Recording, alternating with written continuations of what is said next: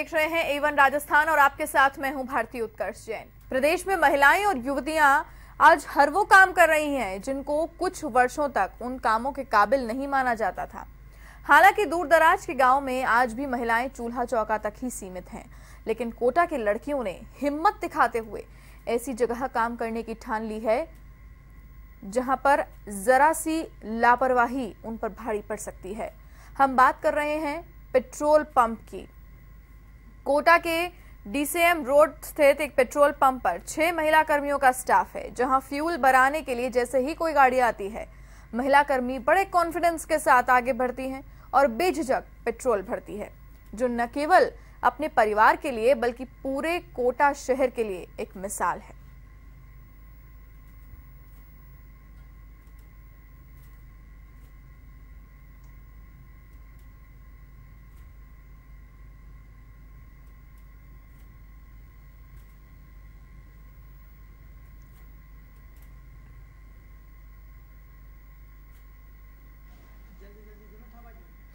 एक साल भर हो गया हमें काम करते हुए। यहाँ पे कठिनाई आती है, कस्टमर आते हैं तो हमें सिक्कों के लिए लड़ाई करते हैं अधिकतर तो, और बहुत से ऐसे भी आते हैं पी के जो बिना वजह ही लड़ाई करते हैं। बहुत से तो ऐसे भी आते हैं। तो कोई नहीं, बस यही है कि हम लोग पढ़ाई करते हैं और कोई की घर गृहस्थी है तो इसलिए काम कर रहे हैं घर को चलाने के लिए। मुख्यमंत्री वसुंधरा राजे की राजस्थान राज्य पथ परिवहन निगम में दी गई बसों में से 6 बसें भीलवाड़ा डिपो को मिली हैं, जिन्हें जिला कलेक्टर महावीर प्रसाद शर्मा ने हरी झंडी दिखाकर रवाना किया। इस दौरान कलेक्टर शर्मा ने बस स्टैंड का निरीक्षण भी किया। स्टैंड की अव्यवस्थाओं को देखकर कलेक्टर आक्रोशित भी हो गए। उन्होंने अधिकारियों को तुरंत लाइटें ठीक करवाने और 5-5 लेडीज और जेंट्स टॉयलेट बनवाने के आदेश भी दिए।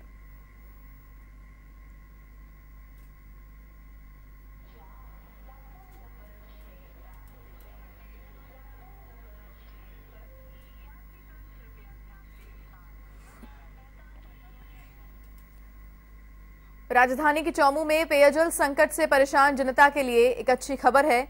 चौमू विधायक रामलाल शर्मा की पहल पर प्रदेश सरकार द्वारा स्वीकृत 36 करोड़ की पेयजल योजना क्रियान्वित हुई। इसके तहत गुवारडी गांव से पाइपलाइन के जरिए बोरिंगों का पानी चौमू पहुंचा है। विधायक रामलाल शर्मा और नगरपालिका चेयरमैन अर्चना कुमावत ने पेयजल योजना का शुभारंभ किया।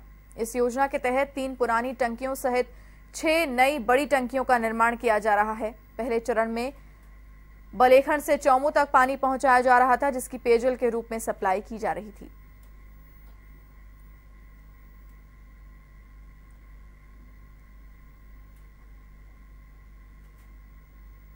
मैं राजस्थान की यशस्वी मुख्यमंत्री वसुंधरा जी को धन्यवाद दूंगा कि उन्होंने चौमू की जनता की भावनाओं की कदर करते हुए यहाँ पानी की समस्या के समाधान के लिए 36 करोड़ की पेयजल योजना स्वीकृत की। ये 2 फेज की योजना थी। पहले फेज के अंदर बलेखंड से पानी पहले आ चुका था और सेकंड फेज के अंदर आज गुवाहाटी से पानी शुरू हो रहा है, और ये पानी आने के बाद में चौमू की जनता की जो समस्या थी पानी की, उससे निजात मिलेगा। हमारे को 2-3 महीने और लगेंगे। अभी पानी जो पुराना हमारा सिस्टम था उसी के अंदर टंकियों के अंदर आया। 6 टंकियाँ जो बनी है, तो आने वाले समय के अंदर उन 6 टंकियों के अंदर भी सुचारू रूप से पानी की वितरण की व्यवस्था हम करेंगे।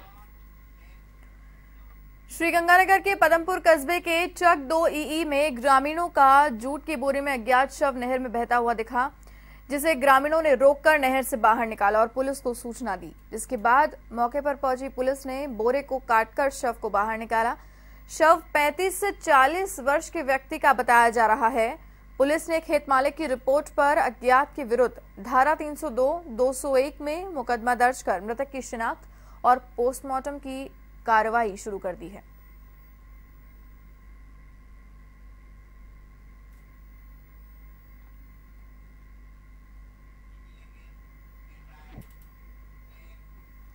धौलपुर के मनिया थाना इलाके में हाईवे पर हुई दुर्घटना में एक जने की मृत्यु हो गई। पुलिस के अनुसार गढ़ी विनीतापुरा निवासी सत्येंद्र बाइक से भाभी को लेकर धौलपुर जा रहा था, लेकिन सुआ के बाग के पास इनोवा कार ने बाइक को टक्कर मार दी, जिसमें दोनों गंभीर रूप से घायल हो गए। अस्पताल जाते समय सत्येंद्र ने रास्ते में दम तोड़ दिया, जबकि उसकी भाभी का उपचार अस्पताल में चल रहा है।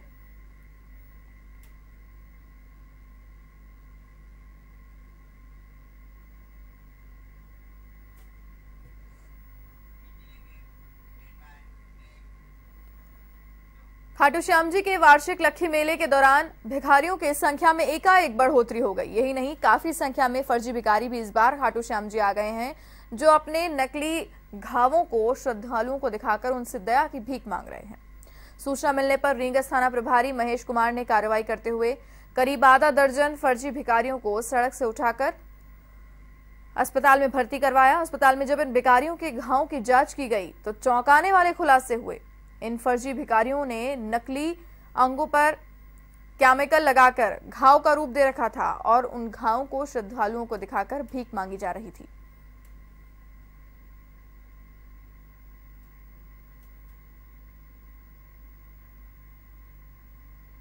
अपने आप को विकलांग बताते हुए, प्लास्टर फ्रैक्चर बताते हुए, हाथ जला हुआ बता के लोगों से भीख मांगते हैं। तो ये उनकी सच्चाई है।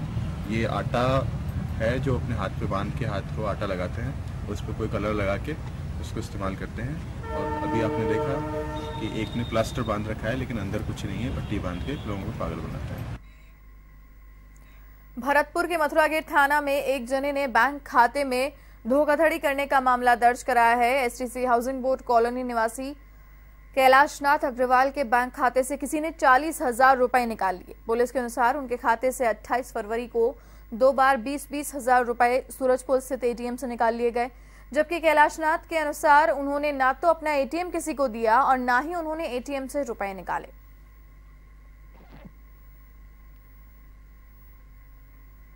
तीन तारीख को जब हमने पासबुक अपडेट करवाई तो उसमें जो एंट्री आई उससे पता पड़ा कि हमारे खाते से 20-20 हजार रुपये निकल चुके हैं। इस घटना के संबंध में फिर हम अभी बैंक से होके आ रहे हैं, अभी FIR लॉन्च करवाने आए हुए हैं।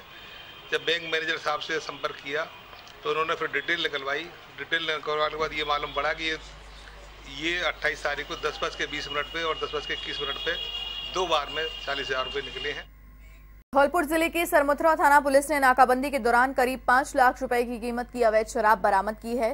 पुलिस ने ये कार्रवाई करौली धौलपुर हाईवे पर खरेड़ नदी के पास की। थाना प्रभारी युधिष्ठिर ने बताया कि टाटा 407 गाड़ी में अवैध सादा देशी शराब की 380 पेटियां बरामद की गई। साथ ही गाड़ी चालक जल सिंह निवासी करौली को हिरासत में लिया गया है। पुलिस के अनुसार शराब के पवों पर अलवर जिले का मार्क लगा हुआ है। वहीं पुलिस पूछताछ में आरोपी ने धौलपुर में शराब की सप्लाई करना स्वीकार किया है।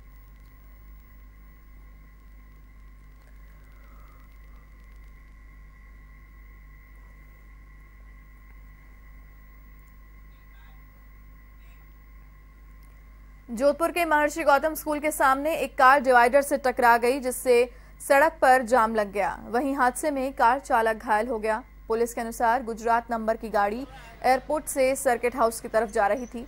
अचानक कार बेकाबू होकर डिवाइडर से जा टकराई।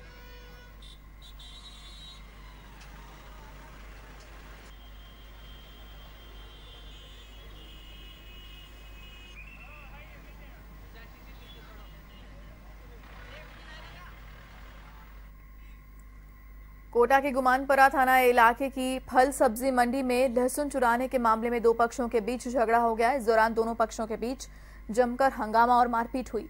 इस घटना में कुछ लोगों को चोटें भी आई हैं। दरअसल पीड़ित ओम प्रकाश की फल सब्जी मंडी में दुकान है, जहां कुछ लोग आए और दुकान के बाहर से लहसुन चुरा कर ले जाने लगे। जब ओम प्रकाश ने विरोध किया तो उसके साथ गाली गलौज कर मारपीट की।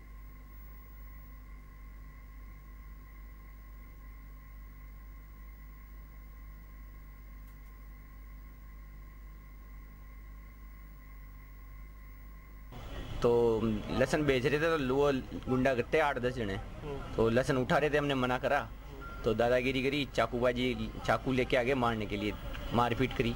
कितने लोग थे? 10-12 जने थे, पूरी गैंग थी उनकी। वो मंडी में यही काम करते हैं, यही धंधा करते हैं, चाकूबाजी का, दादागिरी का, गुंडागर्दी का। इसमें एक चीज भी उनमें सारे वो माल पार करने का काम करते हैं, सारा यही धंधा करते हैं।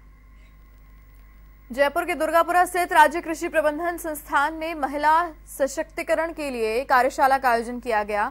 2 दिवसीय इस कार्यशाला का आयोजन महिला एवं बाल अधिकारिता विभाग की ओर से किया गया, जिसमें 8 मार्च को अंतर्राष्ट्रीय महिला दिवस को लेकर आओ साथ चलें कार्यक्रम किया गया। साथ ही कार्यशाला में महिला परिधानों सहित हैंडीक्राफ्ट आइटम्स की प्रदर्शनी भी लगाई गई।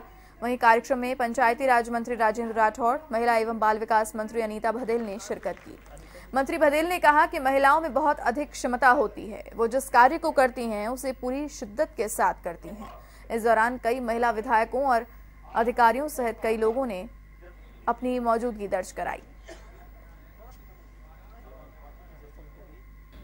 इस कार्यशाला में हम पंचायत राज के माध्यम से सरकार की योजनाओं को कैसे लेके जाएं ताकि महिला सशक्तिकरण की बात को पुरजोर तरीके से वहाँ फील्ड में हम परिवर्तन कर सकें, क्योंकि हमारी पंचायती राज में जो भी हमारी जनप्रतिनिधि वो इसमें महत्वपूर्ण भूमिका निभाते हैं योजनाओं को ले जाने में, तो उनका एक बार पूरी तरह से यहाँ आमुखीकरण हो और वो आमुखीकरण वहाँ फील्ड में परिवर्तन का संवाहक बने। इस नाते से ये कार्यशाला का हमने आयोजन किया है, जिसमें हमारी सभी बहनें, प्रधान बहनें यहाँ उपस्थित हैं, हमारी सारी विधायक बहनें यहाँ उपस्थित हैं, हमारे सारे जिला प्रमुख यहाँ उपस्थित हैं। तो मैं समझती हूँ कि ये यहाँ से जब जाएंगे तो निश्चित रूप से बहुत सारी चीज़ों को यहाँ से लेकर के परिवर्तन के एक प्रेरणा लेकर के यहाँ से जाने वाले हैं।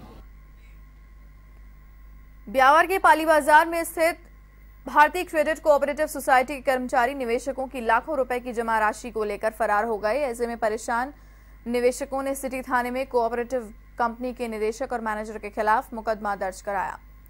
जांच अधिकारी सुनील कुमार ने पीड़ित निवेशकों के बयान पर मामला दर्ज किया और मामले की जांच पड़ताल में जुट गए। वहीं पीड़ित निवेशिका कनिका ने बताया कि क्रेडिट सोसाइटी में कराई राशि की अवधि पूरी होने के बाद मैनेजर कैलाश प्रजापति एफडी में अवधि बढ़ाकर झांसे देता रहा। कुछ दिन बाद ऑफिस में जाकर देखा तो वहां पर ताले लगा हुआ मिले।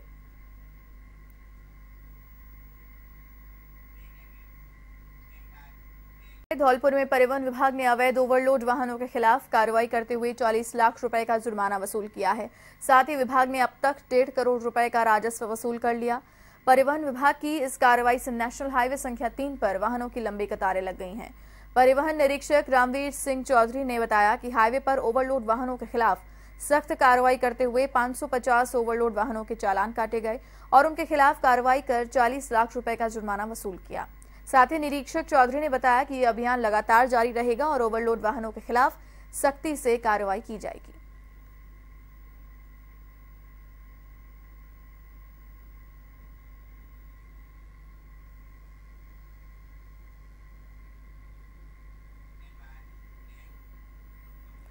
भरतपुर में पक्का बाग अचनेरा सड़क निर्माण को शीघ्र बनाने की मांग को लेकर निजी शिक्षण संस्थान ने जिलाध्यक्ष बलदेव सिंह और सड़क संघर्ष समिति के अध्यक्ष रामेश्वर सैनी के नेतृत्व में मुख्यमंत्री और परिवहन मंत्री के नाम जिला कलेक्टर को ज्ञापन सौंपा।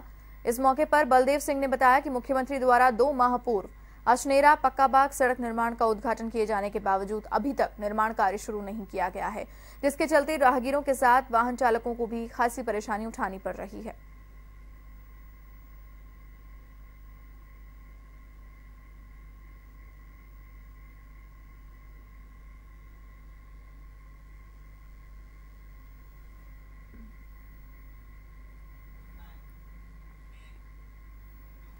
जोधपुर में सेवारत फार्मासिस्ट संघ ने सरकार से अपनी मांगों का निस्तारण करने की अपील की है। उन्होंने 21 सूत्रीय मांगों का ज्ञापन सरकार को भेजा है। ज्ञापन में बताया गया है कि जिला स्वास्थ्य समिति में फार्मासिस्ट की नियुक्ति मेडिकल कॉलेज के साथ फार्मेसी कॉलेज खोलना और फार्मासिस्ट की जल्द नियुक्ति करने की मांग की गई।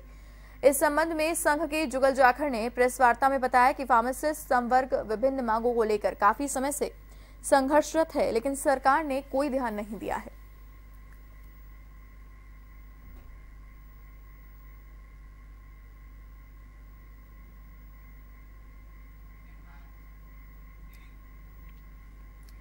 प्रदेश में एनएसयूआई का सदस्यता अभियान ऑनलाइन प्रारंभ किया जाएगा। ये अभियान देश भर में 1 मार्च से शुरू किया जाएगा। बनी पार्क स्थित एनएसयूआई कार्यालय में आयोजित प्रेस वार्ता में बताया कि सदस्यता अभियान में 10 प्राइमरी सदस्यों का एक एक्टिव सदस्य बनाया जाएगा, जिसकी पूरी चुनाव प्रक्रिया वोटिंग के तहत होगी। कुल 11 सदस्यों के लिए सदस्यता फीस 50 रुपए रखी गई है। 31 मार्च तक एनएसयूआई का सदस्यता अभियान चलाया जाएगा। उन्होंने कहा कि एआईसीसी के राष्ट्रीय उपाध्यक्ष राहुल गांधी ने अपनी कार्यकारिणी चुनने का मौका दिया। इसी के साथ एनएसयूआई के नए कार्यकर्ता बनाए जाएंगे।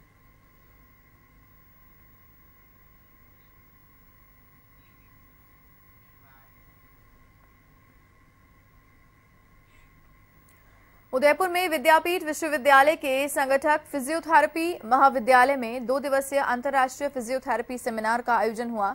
सेमिनार का उद्घाटन प्रतापनगर स्थित आईटी सभागार में उच्च शिक्षा मंत्री किरण माहेश्वरी द्वारा किया गया। सेमिनार में बांग्लादेश, अफ्रीका, श्रीलंका, भूटान, नेपाल, अमेरिका सहित विभिन्न देशों के करीब 1000 से अधिक फिजियोथेरेपिस्ट भाग ले रहे हैं। Scientific perspective for better living and longer life in global area विषय पर इस 2 दिवसीय सेमिनार का आयोजन किया जा रहा है।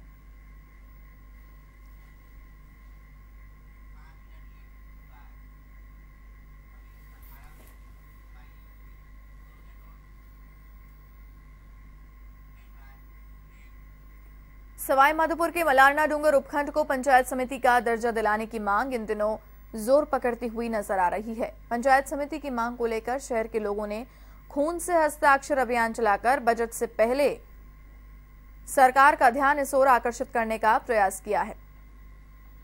कस्बे में कई स्थानों पर बैनर लगाकर सैकड़ों लोगों ने खून से अपने हस्ताक्षर किए हैं।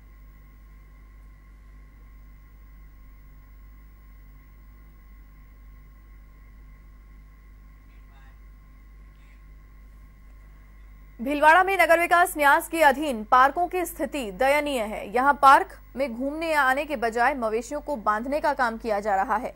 इन पार्कों में फूल पौधों की जगह कटीली झाड़ियां और गाजर घास लगी हुई है। ऐसे में क्षेत्रवासियों में काफी आक्रोश व्याप्त है। वार्ड नंबर 17 के पार्षद विश्वबंधु सिंह ने कहा कि उनके क्षेत्र में भी पार्कों का हाल ऐसा ही कुछ है। कई बार इसकी शिकायत यूआईटी में दर्ज करवाई गई है, लेकिन अधिकारियों के कान पर जूं तक नहीं रेंगती।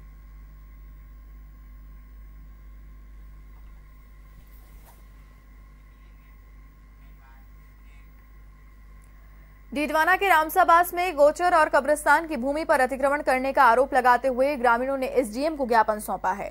सरपंच की अगुवाई में ग्रामीणों ने उपखंड अधिकारी से भूमि को अतिक्रमण मुक्त करवाने की मांग की। ज्ञापन में बताया गया कि गांव की 10 बीघा गोचर और कब्रिस्तान की भूमि पर कुछ दबंगों ने कब्जा कर रखा है।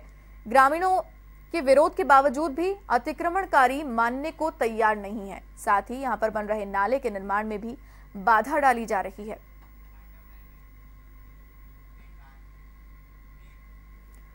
और इसी के साथ इस बुलेटिन में फिलहाल के लिए इतना ही। देश और दुनिया की तमाम बड़ी खबरों के लिए आप देखते रहिए A1 टीवी। नमस्कार।